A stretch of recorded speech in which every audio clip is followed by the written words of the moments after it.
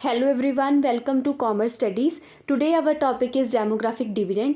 और इस वीडियो में हम ये बहुत शॉर्ट वीडियो में रखूँगी ताकि आपको जो है वो रिवाइज़ करने में इजी रहे। ठीक है, तो इसका कॉन्सेप्ट क्लैरिटी के लिए ही वीडियो मैंने बना रही हूँ डेमोग्राफिक डिविडेंड।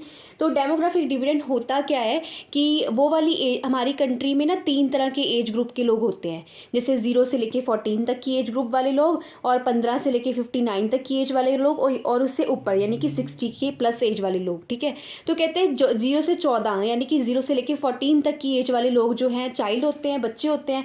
तो वो क्या है, खुद काम नहीं कर सकते, तो वो क्या है इन लोगों पे डिपेंड करते हैं। ऐसे ही 60 प्लस एज वाले लोग भी हैं, खुद काम नहीं कर पाते, तो वो भी इन पे डिपेंड करते हैं। मैं ये नहीं कह रही हूँ कि 60 प्लस वाला ऊपर वाला कोई बंदा काम नहीं करता, काम करते हैं, लेकिन उनमें इतनी कैपेसिटी नहीं होती कुछ अर्निंग के लिए, वो अपने चाइल्ड पे, सन्स पे, डॉटर्स पे डिपेंड करते हैं। तो ये क्या है कि ये भी इन पे डिपेंड करते हैं और ये भी इन पे डिपेंड करते हैं। तो ये क्या हो गया, ये वाली जो पॉपुलेशन होगी वो कौन सी पॉपुलेशन होगी, वर्किंग पॉपुलेशन होगी। ठीक है, कौन सी वर्किंग पॉपुलेशन होगी, जो काम करती है। कहते हैं किसी भी कंट्री में ये वाली पॉपुलेशन ही होनी चाहिए, मतलब इस एज ग्रुप के लोग ही होने चाहिए, क्योंकि अगर इस एज ग्रुप के लोग होंगे ना तो हमारी सेविंग भी बढ़ेगी, अगर ये काम करेंगे तो इनकम भी आएगी, सेविंग भी बढ़ेगी और हमारी कंट्री की डेवलपमेंट होगी। ठीक है, तो मैंने यहाँ पे जो ये चीज़ें बना रखी हैं, आपने बहुत अच्छा बना के आना है। ये मैंने जस्ट आपको समझाने के लिए बनाया है। मेरी जो क्रिएटिविटी इतनी अच्छी नहीं बन पाई है, लेकिन आपने इसको बहुत अच्छे तरीके से बना के आना है। ठीक है, तो मैंने बहुत जल्दी में बनाई है।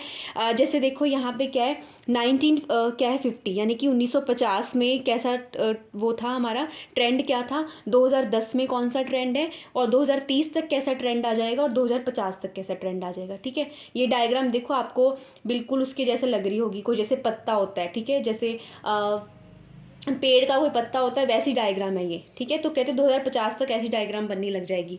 अभी ये है क्या, पहले इसको समझते हैं कि जैसे देखो, फर्स्ट ऑफ ऑल हम यहाँ पे करते हैं, रुको। तो यहाँ पे क्या है, 1950 में हमारा क्या था कि हमारा जो वर्किंग पॉपुलेशन थी, मैंने यहाँ पे ना एक सेंटर में लिखा है 15 से लेके 59 तक की एज वाले लोग।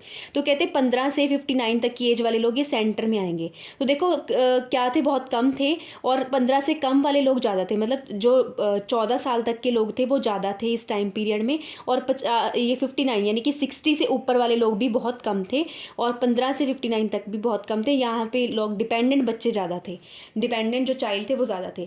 नेक्स्ट है 2010 का जब टाइम पीरियड आया, तो हमारी जो डायग्राम ऐसे बनी, मतलब हमारे जो डिपेंडेंट, मतलब 15 से लेके 59 तक की एज वाले लोगों से जो नीचे की एज वाले लोग हैं वो ज़्यादा थे, और उसके ऊपर वाले भी कम थे। तो ये थोड़ी सी इंक्रीज़ होनी शुरू हो गई, मतलब ये वाली वर्किंग पॉपुलेशन इंक्रीज़ होनी शुरू हो गई।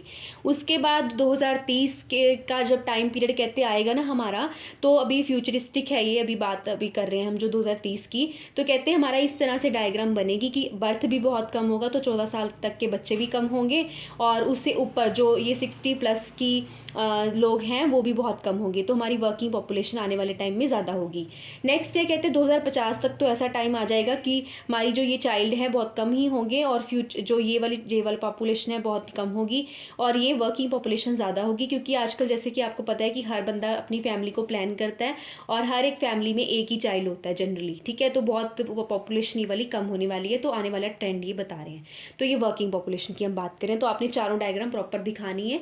तो एक बार आप इसको नेट से भी चेक कर लेना, अगर आपको मेरी डायग्राम्स क्लियर नहीं हो पाई हैं। तो मेरा जस्ट यहाँ पे पर्पस था कि आपको मेन कंसेप्ट क्लियर मैं कर पाऊँ। ठीक है, next one is what are the positive impact of demographic dividend. अगर कहते हैं डेमोग्राफिक डिविडेंड होगा, मतलब वर्किंग पॉपुलेशन हमारी कंट्री में ज़्यादा होगी, तो उसके क्या फ़ायदे होंगे।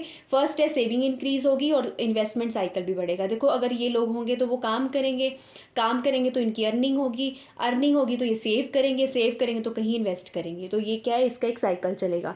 नेक्स्ट है, क्वालिटी ह्यूमन रिसोर्स हमारे पास होंगे, काम करने वाले लोग होंगे, विमेन भी पार्टिसिपेशन करेंगी, सेविंग, गवर्नमेंट की स्पेंडिंग कम होगी, लोग सेव करेंगे, इन्वेस्ट करेंगे, तो उनके पास खुद की अर्निंग है, तो गवर्नमेंट को बार बार खर्चा करने की ज़रूरत नहीं पड़ेगी।